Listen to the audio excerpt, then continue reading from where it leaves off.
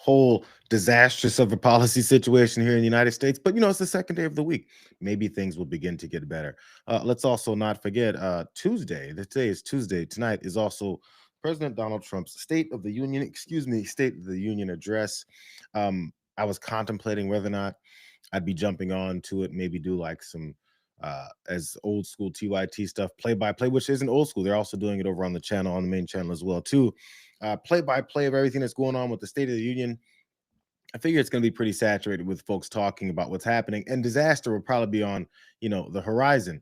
Not even sure how many people are even looking into watching it in the first place. I'm expecting pretty much, the same old stuff. A couple instances like every State of the Union is Democrat, Republican, anyone in between, have guests there, promote their policies and their agendas, try and prop up things that don't look so good. So we'll see where that whole thing goes tonight. Not really sure how that can go that well, because there have been some new things going on that poke so many holes in the normal lies that we already hear these folks tell on a daily basis, which is actually what I want to get started with. But even before that, there's so many developments going on. It's why I jumped on a couple minutes behind here, only like a minute or two. Um, the sifting through of all this stuff is insane. Like, I'm not saying just say the Epstein files, which is, millions of things that are being sifted through by lawmakers, their staffers, whoever else is getting access to things. I'm not sure if staffers probably don't have access, but these lawmakers getting in there and dealing with all this stuff. That's just one story out of even just like, positioning for invading Iran now. Um, our illegal activities when it comes to this decision against Donald Trump and his tariffs, and then what's the next steps of that. There's so many details of absolutely every story. We're not even talking about like HHS, ICE agents in the streets, which is what I'm going to start with. But every aspect of it, from one city to the next, even with just this, is massive amounts of information and discovery that you have to come up with. And I feel like I can never get it all. I'm just one person here, but I'm always trying to figure out how can I get it all. And you read in one thing and you're like, there's 4 or 5 offshoots from this. So if you guys have information, if you know things that are going on, I do get a lot of messages from you guys over on Instagram. I read through those even when I am 4 days late to getting to some of your messages. The types of things that so many people see that I don't get the opportunity to see, it really does help with the storytelling and the accuracy of the things that I get to talk about here. So I appreciate all that stuff. And if you guys are here on a normal basis, I might as well do it right off the jump. Let's go like the stream together. That's fun times. Also, you guys, don't forget to jump back on the page later. All the stories are up, shareable, also subscribable, and likable as well, too. I mean, maybe not the topics. Anyways, let's go ahead and get started. I didn't even realize that this had happened yesterday. It probably happened while I was on the stream. This one, so many things do happen. There is an ICE whistleblower. His name is Ryan Schwenk, formerly an ICE Academy instructor, also an attorney, I think is what another description had of him.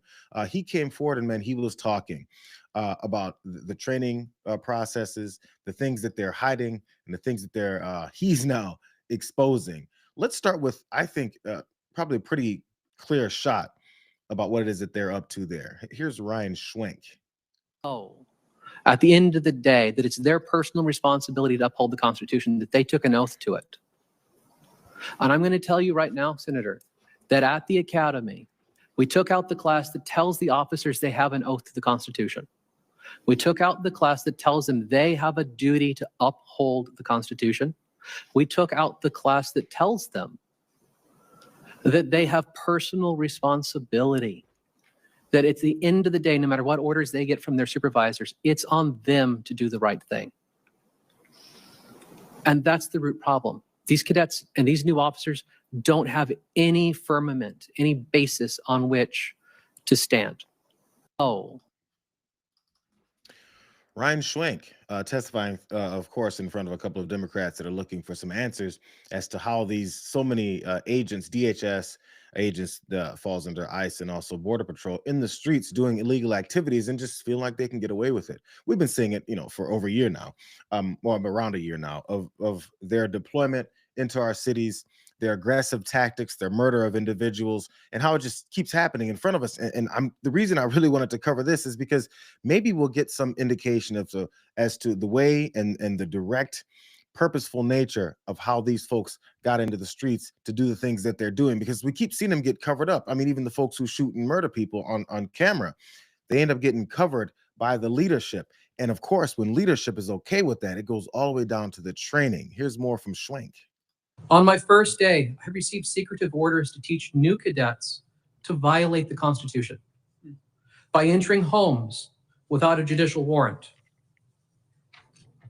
For the last 5 months, I watched ICE dismantle the training program, cutting 240 hours of vital classes from a 584-hour program. Classes that teach the Constitution, our legal system, firearms training, the use of force, lawful arrests, proper detention, and the limits of officers' authority. For example, they ceased all of the legal instructions regarding use of force. This means that cadets are not taught what it means to be objectively reasonable, the very standard which the law requires them to meet when deciding whether or not to use deadly force. Our jobs as instructors are to teach them so well that they can make split-second decisions about what they can and cannot do in life or death situations. Yet, in the name of churning out an endless stream of officers, DHS leadership has dismantled the academic and practical tests that we need to know if cadets can safely and lawfully perform their job.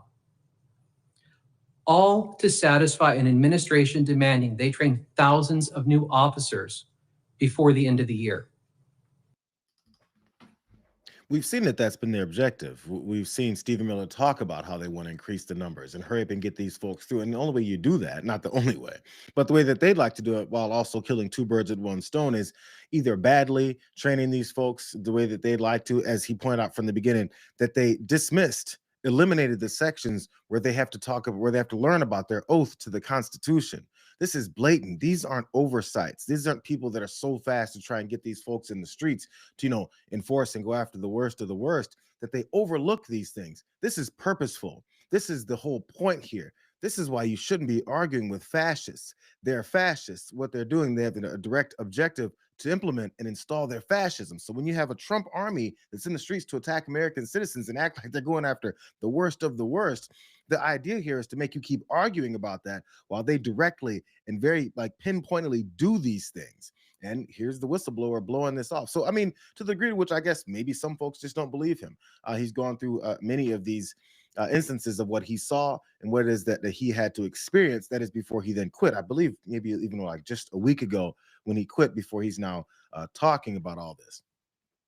But there's other things that he also experienced based off of these limitations of how much these folks are supposed to learn, or the purposeful detachments from normal law enforcement, even when it comes to ICE agents, that resulted in some bad behavior. In fact, bad results, because that's how these things work. Even before these folks got into the streets, Schwenk talks about some of the things that they did with each other and to each other that violated all kinds of norms, but it was allowed to just slide by. Here it is. All that they learned. And we made them apply it. We put them through a range of scenarios where we could test, do they understand when they can enter a home or not? Do they understand when they can make an arrest or not? And if they showed that they did not know that, we could fail them and send them back and make them try again and demonstrate their knowledge. And if they failed twice, out of the academy. And maybe 6 months later, 90 days later, they could come back after they demonstrated to their home office that they were ready. But today, no matter how badly a cadet does at those practical exams, no matter how many mistakes they make, no matter how egregiously they violate the law during a practical, we graduate them. I have seen examples of cadets who have drawn their firearms on each other by accident. I have seen cadets, and this is in the last day or two of training, so this is at the end of the program. I have seen cadets make arrests of individuals that had committed no crime and for which there was no cause to make the arrest, despite the cadet allegedly having been taught the law related to the crimes involved. I have seen officers apply excessive force in these training scenarios where they have made arrest attempts that involved drawing their firearm, using pepper spray, various events that they were not authorized to do and which were not justified by by the circumstances in which no objectively reasonable police officer would have done what they did, and they still graduated. I have seen cadets, and this was a moment that stuck out to me at the academy. I saw a cadet in a scenario where we had bystanders who were allegedly filming or recording what was happening, pull out pepper spray and pepper spray a bystander. And when we asked the cadet afterwards why they did it, their answer was, it's because I've seen what we're doing in Minneapolis. It doesn't matter what we teach them about the law if what they watch on television and on Reddit and on the internet tells them that they can get away with things. The academy can teach them till they're blue in the face. But if they see that in practice the real rules are different than what we're teaching them, they follow the rules that they see. Thank you. I'm good. Those instances and those examples that he was giving are things that we're literally seeing, even in the training scenarios, as he's talking about them using excessive force, as they're trained to do the things whichever way, who knows how they're being told. And they do things the wrong way because they're seeing the way the real world, as he's pointing out, he says, happening in the streets. That's all they're training to look for. That's why they were hired in the first place. That's why this recruitment process has been going after folks who are loyal to Donald Trump and are potentially the criminals that he also, pardoned from January 6th to really anything else that they've done criminally. They bypass all the rules because they need more bad guys. Bad guys need to hire more bad guys. So again, this whole thing about how they have zero competence and they'll violate normal rules. They'll attack people with firearms, pulling them on each other, pepper spray in situations when someone's simply recording. It's like reminiscent of all those things that we've been seeing on video. So when folks are in the streets and documenting their behavior, those are the people that they like to attack, while they're also attacking whatever random person that they say they're looking to take off the streets because he's a violent public threat. That's the way that they talk, but that is until someone catches them doing this stuff. But all these folks get passed right through the academy and whatever training that they claim to be going through, to hurry up and get in the streets.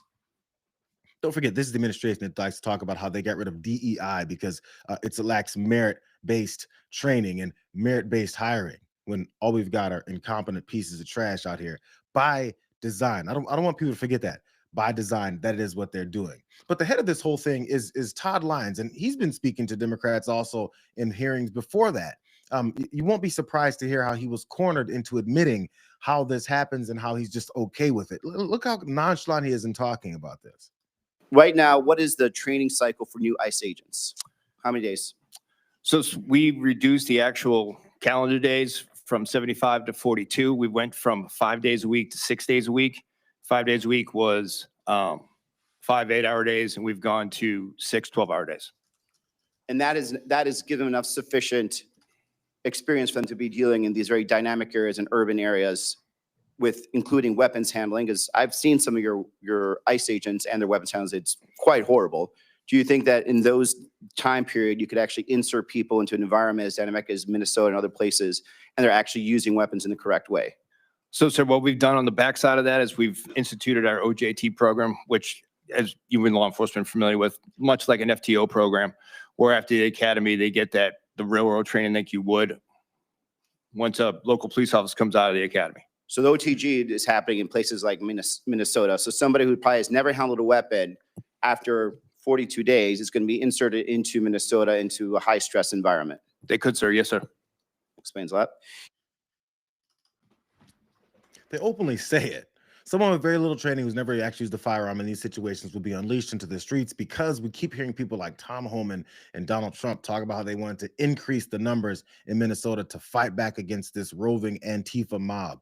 That's the propaganda that then leads to reality-based situations where people who are completely untrained, but by the way, are trained just enough in the way that they want them trained to do these things in the streets. Like, you don't see any outrage when the murders happen. You don't see any outrage when people get attacked for walking down the street. You don't see any outrage when people are told, I'm gonna put you in the little database because we've created a database to make sure we call you guys domestic terrorists. It starts from the top. So again, all this is really to make their argument for the abolish ICE movement that apparently is spreading a little bit by little bit to more folks. Where's the reforms going to happen within this group when literally their standard normal process for training is to do things literally the wrong way? And they think that's the right way because that attacks their enemies, because they're led by a guy whose, heart is this small and his soul is even darker. And he thinks everybody is his enemy because he's the bad guy and surrounding himself with a lot more of them.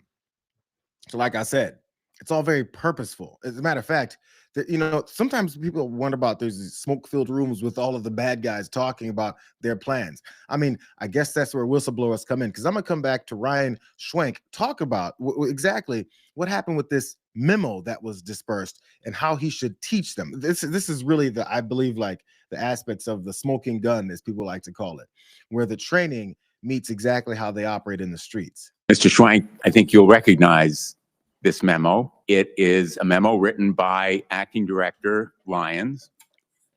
We've seen it before at this hearing. It says, in effect, ICE officers should violate the Fourth Amendment. Were you taught or told that you should train ICE agents in accordance with this memo? Thank you, Senator. Yes, on the very first day I arrived at Glencoe to teach, I was told that we were to instruct cadets to follow the instructions in this memo, but that we would not write down any of those instructions, that we would not keep a record that we taught it to them. I was told not to discuss this memo. In fact, when it was shown to me, I was told not to take notes on it, that I was not allowed to write down any part of it. And for the record, as an attorney for ICE and someone who routinely receives memos and memoranda issued by the agency, this had never crossed my desk before I arrived at the academy. So in effect, you were told as an instructor on the law that you were to train ICE agents how to break the law. I think every American should be absolutely horrified by that fact. And you were not alone. This memorandum was the basis for training ICE agents generally, hundreds, thousands of them during this fiscal year. It's supposed to be kept in secret. No, again, I guess the only refusal for any of this information is to just not believe this guy, Ryan Schwenk. But he said he was told not to take notes, not to write anything down from it. But this is supposed to be a circulated memo that, again, Todd Lyons, the guy who apparently didn't have any problem with folks walking into the streets completely unprepared so they can go attack folks. Apparently, that's the norm here for this administration. Here's some details from that memo. So by memorandum dated May 12th of last year, May 12th, Acting ICE Director Todd Lyons authorizes ICE agents to forcibly enter into certain people's homes without a judicial warrant. This is something that we've been talking about. Specifically, in the May 12th memo, the Acting ICE Director authorized ICE agents to rely on Form I-205, which is not a judicial warrant, to enter the residence of an alien subject to final order of deportation without consent, including by a necessary and reasonable amount of force. Really, it's whatever you guys who we just didn't really train, whatever level of force you feel is okay, because we've got your back, as Stephen Miller said on TV multiple times while he was screeching. Last part about this. While addressed to, quote, all ICE personnel, in practice, the May 12th memo has not been formally distributed to all personnel. Instead, the May 12th memo has been provided to select DHS officials who are then directed to verbally brief the new policy for action. Those supervisors then show the memo to some employees, like our clients, and then direct them to read the memo and return it to the supervisor. There's a reason they don't want what's written down to be seen or spread or then later shared, because, again, like I said, these guys are the bad guys. They're purposely putting forward illegal trainings and putting forward criminals to run in the streets to literally break the law and carry out the duties that Donald Trump, Stephen Miller, Tom Homan, and the rest of these guys who hate this country are looking for them to take care of. That's the plan. And you know what it leads to? This is where it all comes back together. Remember the whole argument over the levels of warrants that we've gotten? Lindsey Graham was screeching about it. I believe Ron Johnson was talking about it. Every Republican MAGA person who's on their knees for Donald Trump suddenly flipped the script. Mike Johnson was one of them. Got to talking about how much we don't need warrants. You see how that flipped so easily? But behind the scenes, this is how it works. But in front of the scenes, when we catch it on video, this is what it looks like right in front of our faces. You guys probably seen this invasion into someone's home.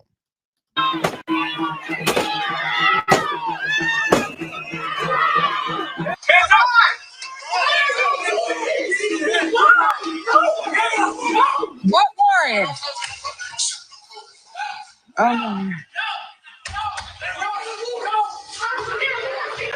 Wait, wait, wait. There's nobody in here but my babies. Sugar, stay in your room and shut the door.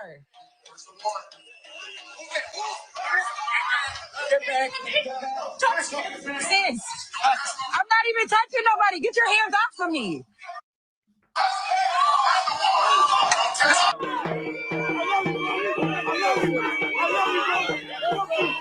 No. Bring him back. Bring him back. So many people saw that video as they ran in the house, completely disregarded anyone else's rights, didn't show any kinds of warrants, but ran in there and said, we're going after one of those violent, worst of the worst, criminal, illegal aliens. And then they ran in the house. We've seen all this, and it sparked these conversations about whether or not they can do these things. And like I said, the wagons got circled. I just want to keep showing you guys how this really happened and where it originated from, and why, again, instead of thinking and allowing people to tell you when you say we should abolish ICE, that it's not a radical position. It's actually breaking up a criminal enterprise that's looking to attack American citizens. Here's the vice president. Maybe you guys remember this, in talking about whether or not they can do what they just did illegally, and apparently he just doesn't know. Law. I'm sure the courts will weigh in on that, but we're never going to enter somebody's house without some kind of a warrant, unless, of course, somebody's firing on an officer or they have to do something in order to protect themselves. Follow up on that. Do you believe that you can forcibly enter with an administrative warrant, or would that be a violation of the Fourth Amendment? Well, our understanding is that you can enforce the immigration laws of the country under an administrative order if you have an administrative warrant. That's what we think. That's our understanding of the law. That's our best faith attempt to understand the law. Again, this is something courts will weigh in on. Think about it. I said it when I first ran that. The Vice President of the United States is talking about their best guess interpretation of the law, however well he put it. It's not a concrete understanding of the law, according to the Vice President. It's our best guess understanding of the law, and therefore we're going to carry out these actual actions that apparently we're guessing about. Does that sound like anybody of responsible behavior to you? Does that sound like they're looking for any kind of real accountability? The courts will figure it out. The same courts that Stephen Miller threatened to bypass if they don't do what he says is the right thing. Where in this whole process do you find a legal precedent for this, a just action behind this? They're rolling through the cities and moving on to the next and the next, and claiming anyone that stands in their way is a domestic terrorist based in absolutely nothing. We've seen it right in front of our faces. So this is the last part of this, because remember that woman that was standing outside in the snow screaming, bring him back? And I'm sure the people who supported ICE in their illegal activities were saying, well, maybe he shouldn't have been here illegally. The downside to that is, and the reason why also they should probably get real warrants if they're coming after folks, is that once we find out they did this the wrong way, she was also at this same hearing testifying about what they did to her husband, I believe the man that was taken, yet again, as she was asked these questions about how they went about this. Watch this. Did ICE quickly realize their error on their own? No, No, your attorney had to confront Homeland Security. Is that correct? absolutely. On January 15th, a federal judge found that ICE had violated your husband's rights by illegally breaking into your home and detaining him. And the judge ordered his release from the detention. Is that correct? Yes, But after your husband was released, he was re-detained for a few hours at the Ripple Federal Building. Is that correct? yes. Who's responsible for ordering that your husband be re-detained? They said it came from the White House. No, per federal agent, we know for a fact the order came from Stephen Miller. Did you know that? Yes, I believe that's the same thing. When the order comes from the White House, it's Stephen Miller, Donald Trump, whoever else is in the White House whispering in his ear at the time to, carry out more illegal activity. But again, they discovered that he was wrongfully detained, and then they detained him again. Like I said, none of these incidents, none of them are accidents. All of them are purposeful. The same woman, Marimar Martinez in Chicago, who was shot several times but survived. There was a story out. I should look into this deeper. How they were tailing and following her before they shot her, monitoring her before they shot her. It's almost like They're targeting American citizens that are ruffling too many feathers and are disrupting their illegal activities. And you know what criminals do that have this sense of unchecked power is they start, inflicting all of their violence on the folks that they feel are going to stop them because there's no more police there. Or they probably were never there. So we'll see. We'll see if something comes of this. Again, we get so much information. We've seen so many things that we should automatically be removing people over. But we just move on to the next disaster. Say, can you believe he's doing this now? Well, we just discovered, again, if maybe you don't want to believe in this whistleblower, that the training is purposeful in this direction. So every time they talk about how things are supposed to be done differently in the streets and Tom Homan's come around, the actual process is for them to just switch different white supremacist faces to carry out the exact same policies. That's how it operates. But let's shift over to something else really fast. Talk about unlawful behaviors. As I've mentioned before, I mentioned her yesterday. Representative Melanie Stansbury has been all over this Epstein file situation, and as she's gone on different networks to talk about what it is that she's discovering, and also things that people for some reason are ignoring from these files, she got on News Nation with Leland Vittert. And you may want to start asking yourself, why is Leland Vittert so damn obsessed with pushing back on any exposure of these child sex traffickers and rapists? He had an argument with Melanie Stansbury over it. And somehow these people are so important and so powerful that both Republican and Democrat DOJs decided not to. Yes. In fact, if you read the files, it's very clear that dating back to 2006 and 7, when the So then why Department didn't of Pam Bondi Justice- do it? Let me finish here. In 2006 and 7, there was an indictment memo drafted that had dozens of recommended indictments against Jeffrey Epstein, and Alex Acosta, who was the U.S. attorney at the time, chose to kill the case against the line attorney at the time. Against Jeffrey Epstein. You're completely conflating things. You said if a prince can be held accountable, so can a president. I'll ask you the question again. You said that right after Prince Andrew was arrested and charged with a crime. That's what accountability means to you. What crime should Donald Trump be charged with? Well, Donald Trump was investigated by the FBI for abuse of a minor, and there are multiple statements from witnesses that the FBI took as tips and they investigated as allegations. Those, as far as we know, were never taken fully to the fullest extent of their investigation. Hold on. First of all, we need to be asking important questions about but you do, ma'am. That's not what you said, though. That's not what you said.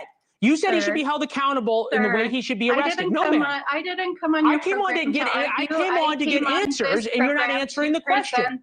You're not answering the question. To present the facts to the American public, which is the files are there. There are 3 million files available for the public to view themselves. I don't have to argue with you on the air. Just go read the files, my friend. Right. That's what you're saying. I know. What I have stated is that the FBI investigated credible tips against the President of the United States. And if you have not viewed those documents yourself, I encourage you to do so. Okay. And obviously, multiple DOJs, including Democratic DOJs, decided that there was not evidence to indict him. You have said in your tweet. Can I ask you, have you read the tip sheets yourself? Because I've read them, and I read the unredacted version. I have read many of them. So did you read the FBI files and the tip sheets in which multiple witnesses provided evidence? You're not allowed to come on here and slander people. The question is, I'm not slandering anyone. Why would if these were okay? You don't.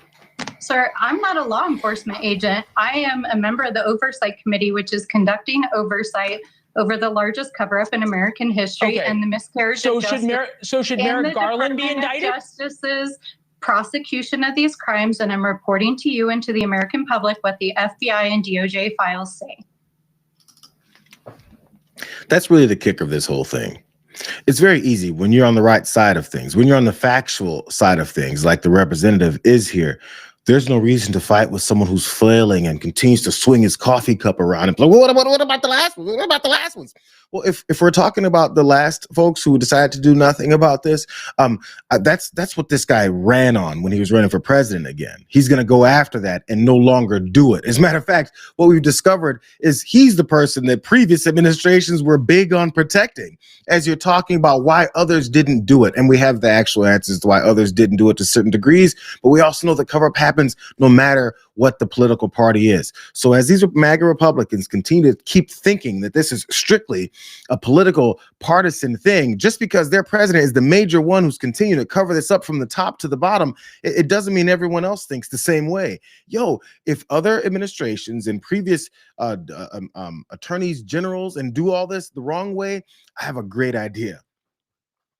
Go after them too.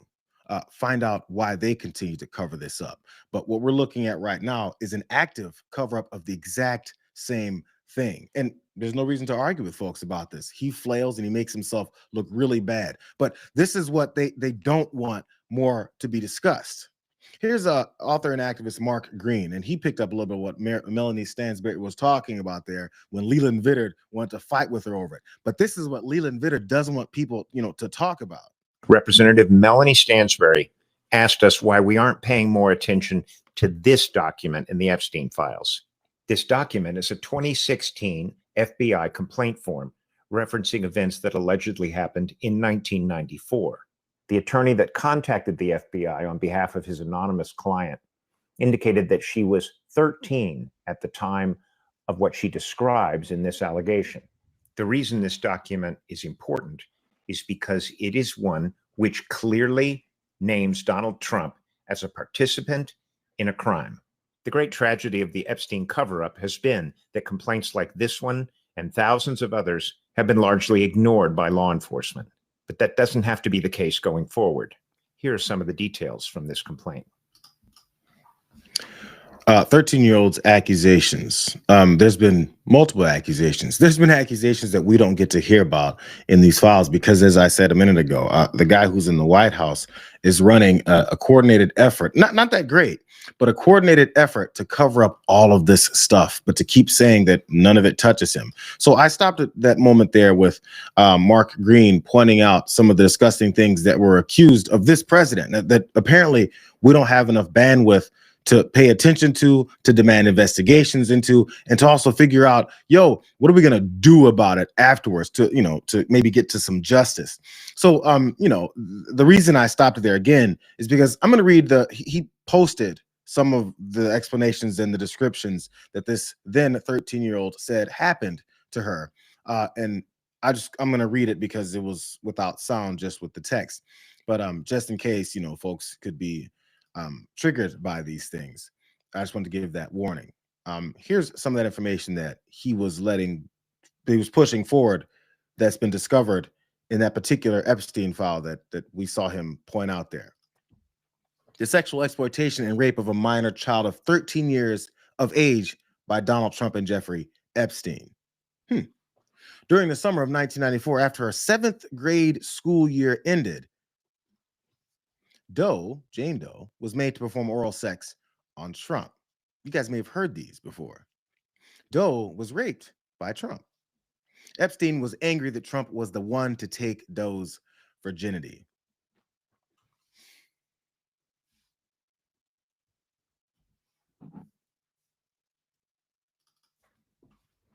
We've heard the stories of the battles and the anger and the jealousy, I guess the best you could describe it, between Jeffrey Epstein and Donald Trump, allegedly, from the accusations from people that didn't have any investigations into it, had their stories tossed aside, or apparently threatened, and the cover-up also continued. That was one of those descriptions. So I'm just wondering if anybody is even like an auxiliary connected to these types of things. Previous to this president being in office, if you heard about them having an associate type of relationship like Howard Lutnick had, that's all we know about, and lying about whether or not they continued their relationship with him, as we see in emails and documents and in flight logs and actual encounters, we keep seeing how they've lied constantly about it. Why don't we remember the fact that they've been lying about connections to a child sex trafficker as accusations about their actions around said child sex trafficker? Why we don't just believe it? and then, move these guys along. It's because it runs deeper than we even really could have imagined. Because the people in power that are being exposed, their whole purpose is to continue to be in power, despite the fact that, they're being exposed. But you know what? This is what I ran across as well. There's apparently a former FBI agent who's speaking on this and about the process to which they're releasing all these files and how it's a strategy within itself. Because I've thought about this myself, but obviously, I'm not some law enforcement background guy. But this guy points out exactly what it is that I've been thinking. As we've gotten these 3 million files and a trickle of this amount of information and then the redactions of names, this is the strategy that comes with that. And I think we have to be pretty much aware of it, even though we're seeing some of this information. Here he is. This isn't transparency. It's a cover-up, and here's how it works. They show you flight logs, emails, PG-rated photos, fragments of conversations that have been stripped of the meat. A few big names get thrown under the bus. It's just enough to feel disturbing, but never enough to prove anything about the real players. That's what you'll see in this massive document dump. What you won't see is context. You won't see corroboration, and you definitely won't see accountability, because that's not the point. This is a weaponized DOJ strategy of controlled confusion, and it's working perfectly. You see, they don't protect powerful people by erasing evidence. They protect them by releasing it slowly, by delaying key documents, by over-redacting names, and by letting the public fight over the scraps if we're not too distracted by the latest military invasion of a third world country or a major US city. Chaos becomes their cover. The goal isn't to reveal the truth, it's to survive it. So read the files, but don't confuse access with justice, because sometimes the most effective cover-up is letting you see just enough. It almost doesn't make any sense, but as we're seeing this play out in real time, it actually makes a lot of sense. For every disgusting revelation, every disgusting interaction, email, picture, potential video that are coming out, it sparks a discussion that lasts a few days. And then as we discuss it, what then comes of it, if the people who are literally in charge of doing something about it go, whatever, just find the next one. And then figure out why so many things were redacted, but also why so many victims or survivors' names were left to be revealed to everyone. And then we fight over that. In the meantime, he's still looking to start wars. He's still destroying our economy. He's still sending armed agents into the streets to attack American citizens. All that's happening while we're fighting about what I also still believe is one of the biggest aspects and revelations about this administration and this entire MAGA party is their cover-up of their pedophile behavior. The elites and the rich folks who continue to rob us being exposed. But it doesn't happen fast enough when it's millions and millions of documents that people have to sift through to then talk about, especially since, and in case anyone's worrying why I'm only focusing on Donald Trump, is because he's the guy that's in the White House right now. And on top of this, an NPR investigation found that the public database of Epstein files is missing dozens of pages related to sexual abuse accusations against one Trump. Other documents that mention Trump have been taken down and then back to being restored. It's from an NPR article, which, by the way, doesn't that sound a lot like what keeps happening? Thomas Massey, Ro Khanna were fighting over whether or not there's certain things even revealed about Les Wexner. And instead, Pam Bondi's screaming at hearings and testimonies about how people have Trump derangement syndrome. So we fight about how stupid Pam Bondi is. And in the meantime, we're not figuring out that dozens of pages mentioning Donald Trump, which we've already seen other dozens of pages mentioning Donald Trump have been hidden. And we don't know why. So then we fight about why that hasn't been revealed yet. And then when they finally trickle another sentence out, we fight over that. It's to delay long enough before they finally get this fully implemented. And it doesn't even matter anymore whether or not we know how disgusting these folks are that are running the country. I mean, we know it, but we get labeled being, Trump derangement syndrome. And instead, also his response, since he talks a lot, you would think most people would go quiet. Since he talks so much, we get to fight over how he says ridiculous things like this, despite what it is we keep seeing about him.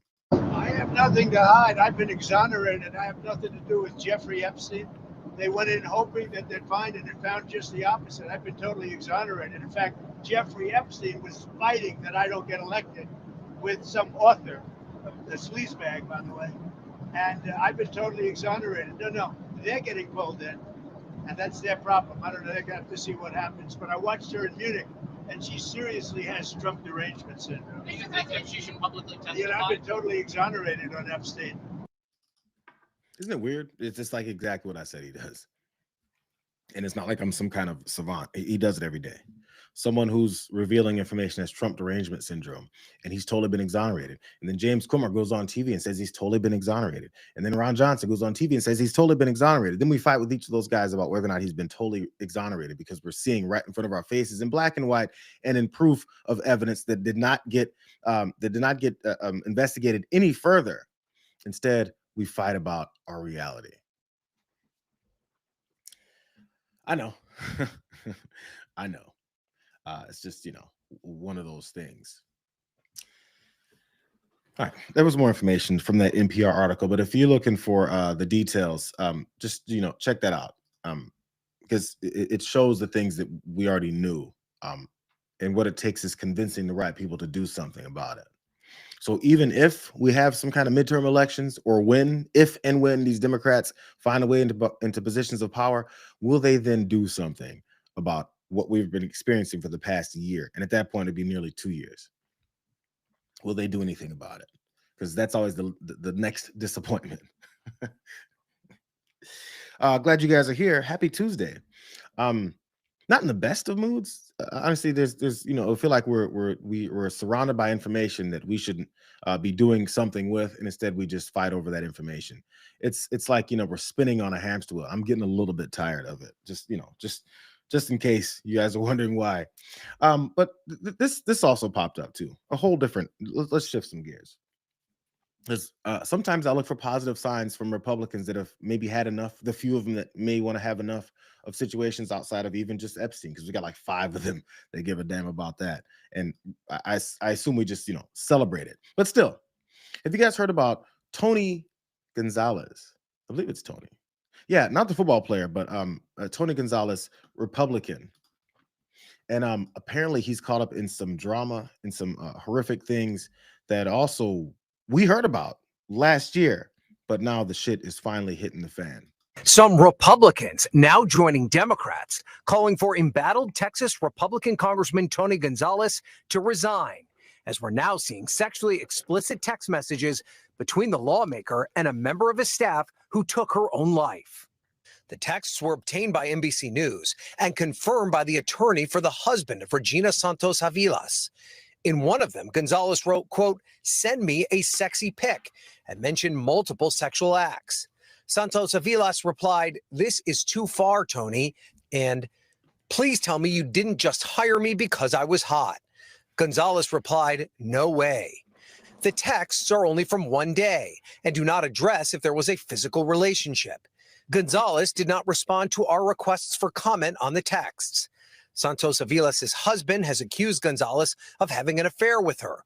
Gonzales has previously denied the allegations of an affair, but now accusing his opponent in a hotly contested GOP primary of personal smears. So you guys hadn't heard, last year is when that staffer apparently took her own life after the drama built from multiple levels around her marriage, her potential, who even knows the level of relationship with Tony Gonzales, but also the pressure put on her to continue that relationship. That is, until her husband then found out and things really got much worse. So because of the nature of how this whole thing ended, that's why this has become such a big story. And I remember I remember Tony Gonzales. I remember Representative Tony Gonzales talking about one particular thing that I kept seeing. This was him talking about Matt Gaetz in the way that he went about things. And man, Tony Gonzales seemed like he was on top of things, at least with this one little aspect. He will survive. Look, the House is a rough and rowdy place, but Mike Johnson is going to be just fine. I served 20 years in the military. It's my absolute honor to be in Congress, but I served with some real scumbags. Look, Matt Gaetz, he paid minors to have sex with him at drug parties. Bob Good endorsed my opponent, a known neo-Nazi. These people used to walk around with white hoods at night. Now they're walking around with white hoods in the daytime. That was Tony Gonzales and his thoughts on Matt Gaetz and how they've approached this whole thing. But I guess there's different levels and different instances of the types of things these guys are involved in. Now, when it came to his staffer eventually taking her own life, that wasn't something that anyone is accused of him directly taking part in, but just the pressure built from all the horrible things that happened in her life, the destruction of her marriage afterwards, all these other instances that I don't think many people even need to get the details of why it went to that point, but it got to that point. And if nothing else, because of, as the ethics, I believe the ethics processes for House and Senate members, they're not supposed to have these types of relationships with staffers, probably for instances like this. So of course, the Speaker of the House, Mike Johnson, was asked about this pressure that's now building because more information has come out, and you won't be surprised as to the way that he, probably tried to skirt around this question. Mr. Speaker, why should Tony Gonzales resign given these very serious accusations? There are serious accusations, and it must be taken seriously. And I've told him he's got to address that with his constituents, and he's in the process of doing that. Is my understanding. There's an investigation in the state of Texas on these matters, and has been going for some time. And the Office of Congressional Conduct has also, it's been reported. They've been looking at it. And all of that was news to me. But I think, as in every case like this, you have to allow the investigations to play out and all the facts to come out. I've been intellectually consistent about this. Whether you're talking about Republicans or Democrats, you have to let the system play out. If someone, I was against, for example, the expulsion of George Santos a while back, because he had been accused of a crime and indicted, but not found guilty. If the accusation of something is going to be the litmus test for someone being able to continue to serve in the House, you'll have a lot of people who would have to resign or be removed or expelled from Congress. So I think you got to allow this to play out. I think it is very serious. The allegations are clearly very serious, and Tony Gonzales will address it. I think he will. Does he deserve to win re-election? Does he deserve to win re-election? See you later, guys. Somehow, that particular instance of Mike Johnson dodging questions was a little bit different than others. He even said Tony Gonzales has to face his constituents. That's the most direct rebuttal of any Republican, I guess, since his name isn't Donald Trump, that Mike Johnson's willing to take part in. But he definitely won't call for that resignation, because what they're concerned about, are their numbers, because we know that that's how politicians operate. Well, wait a second.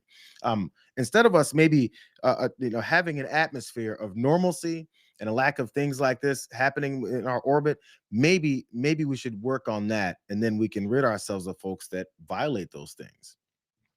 But they're worried about their numbers instead. CNN also talked about this whole thing that's happening too, and the way that they approached Mike Johnson on it. What I'm looking for is just maybe a couple of folks looking for some more accountability for people who do things like this. House Speaker Mike Johnson has just addressed affair allegations against Republican Congressman Tony Gonzales of Texas at the same time that another member of the party is calling on Gonzales to resign. So Gonzales, who is facing a primary next week, is accused of having an affair with a staffer who died by suicide last year. The congressman has denied the affair. He says he is being blackmailed. CNN chief congressional correspondent Manu Raju is live on Capitol Hill. So Manu, what is the speaker saying?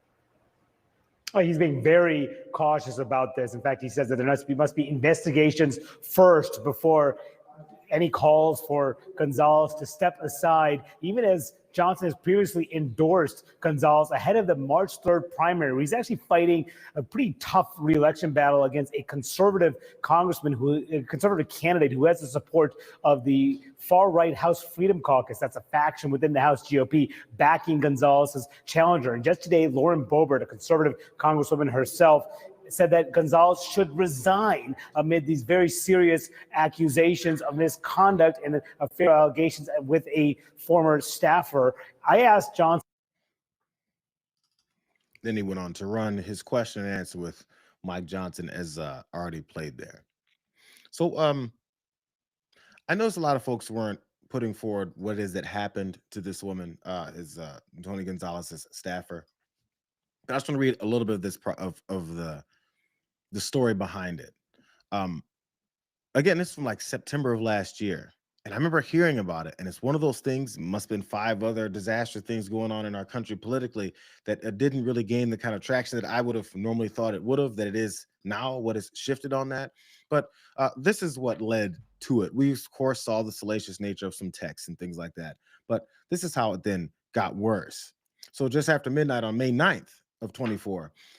Representative Gonzales begged an employee, Regina Santos Abiles, to send him that sexy pic that we saw them texting. When she pushed back, saying the conversation had gone too far, the married San Antonio Republican persisted, saying he was just such a visual person. Santos Abiles, Gonzales' district director in Uvalde, died in September of 25 after lighting herself on fire. Horrific. Her husband, Adrian Aviles, shared these text messages with the Texas Tribune on Monday as evidence of an affair between the congressman and his staffer. Aviles told the San Antonio Express News, which published those text messages first, that the relationship and the professional ostracization his wife faced after it was discovered led to her to become despondent. So it wasn't directly just the embarrassment of the whole thing. It was just then how she was ostracized, how kind of shoved aside and hoping it would all be forgotten about and moved away. So just a few weeks later, Aviles discovered the affair between his wife and her boss. He used her phone to send a group text to Gonzales and 7 members of his staff, identifying himself as Santos Aviles' soon-to-be ex-husband. Gonzales and the rest of the staff then began to ostracize her to try and get her to quit. A former staffer confirmed there was a shift in how she was treated. Aviles and his wife then separated after that affair came to light, and according to interviews documented by law enforcement, things began to spiral for her. She was struggling with alcohol and threatened self-harm, including an incident where she called her soon-to-be ex-husband and pointed a gun at her own head. So again, my thought was always there was some distraught nature as to these things being exposed. But no, she was then ostracized by the very group that she worked with and worked for. And then, of course, her marriage took the tumble that it did, and nothing seemed to be really going right for her. And eventually that led to her apparent suicide. These are the things that, normally when we hear happening in politics or hear happening with, the types of relationships that you're not supposed to have professionally with staffers and things like that. That's usually the beginning and end of things. But it had to get to this point instead, because I'm not sure if there was a cover up or if just we weren't paying enough attention to it. But what we've got now is a bunch of Republicans paying attention to it. Ones that similarly were upset about Epstein situations. I guess we got like the same handful. One of them is Lauren Boebert. There was actually someone who was against the calls for Gonzales to resign and said, do the math. Gonzales should not resign until the 3 Dems under indictment resign too. Lauren Boebert, as they pointed out earlier, said a mother is dead. Do that math. Okay, there's Lauren Boebert on board. Not only that, but Representative Paulina Luna, she also was discussing whether or not this guy should leave, and she's on the same side as Boebert. She says the entire Texas delegation, as well as every single other member of Congress, should be condemning sitting member of Congress asking for explicit photos of their staff. As a woman, this is really disgusting to see. Not to mention it brings dishonor on the House of Representatives. I'm so sick of people not calling this crap out. Again, like I've said before, this is not the only case of this crap up here. And then she shames Representative Tony Gonzales. What other instances are we talking about of this crap that's happening up here? There's, lots of secrets around about what folks know about each other. But again, there's this wagon circling to make sure they retain power. Nancy Mace, she said a young woman's dead. Regina Santos Abiles took her own life. The allegations against the congressman, Tony Gonzales, are deeply disturbing. A sitting member of Congress accused of soliciting explicit photos from a staffer and subjecting her to graphic sexual texts. This is an abuse of power. Nancy Mace is saying this. Congressional staff serve their country. They should never have to endure predatory behavior from the people that they work for. Congressman Gonzales must resign and must address these allegations and then resign. I'm a little bit reluctant to bring this up, but I remember, and Nancy Mace is right on all this stuff, but Nancy Mace also, as the first trans congresswoman came in this last cycle, I remember she attacked her. She was upset about her potentially using the women's bathroom. She talked about how she was concerned about being in a locker room near her, how she was upset about her presence being there, tried to make it as uncomfortable as possible. You guys remember that? Because of potential sexual assault and abuse and harassment, whatever it is that Nancy Mace was saying was going to be the problem. And then we see it happening here, and she has to come out just as vehemently, and as I said correctly, against Tony Gonzales. Can we start seeing the comparison between what they assume certain people are going to do versus what certain people have already done and have been doing, and it's a regularity for them doing. And it takes to this point before people are willing to speak out against it to this degree. But if a trans woman comes into Congress and, and sits there and swears in, that's enough of a violation of Nancy Mace and her bubble that she can take. I just wish we reserve this level of anger for the people who actually deserve it, rather than the folks that you've been brainwashed into believing are out to get you. Thomas Massey also joined in on it. So like I said, it seems to be the normal group. I can read Thomas Massey's message. We're almost done. But he did give credit to the folks who've also jumped in already. He said, I'm joining Nancy Mace, Lauren Boebert, and Anna Paulina Luna in calling for Tony Gonzales to resign immediately. Where are the other men in the GOP, he asks. Trump is infamous for making terrible endorsements. This is one, and it should be revoked. I doubt that'll happen. Donald Trump's covering up for child sex traffickers openly and doesn't give a damn. Why would he call for this to be any different? Come on, bro. Anyways, so that's the situation. This was kind of developing as it's going along today. So as I inched through and towards it, this is really what it is that we're seeing right in front of us. This would normally be like, a major story. A staffer killing herself over the drama that's caused by this whole thing. But it's it's not up there. And we've got life or death things that are happening in mass levels around the country.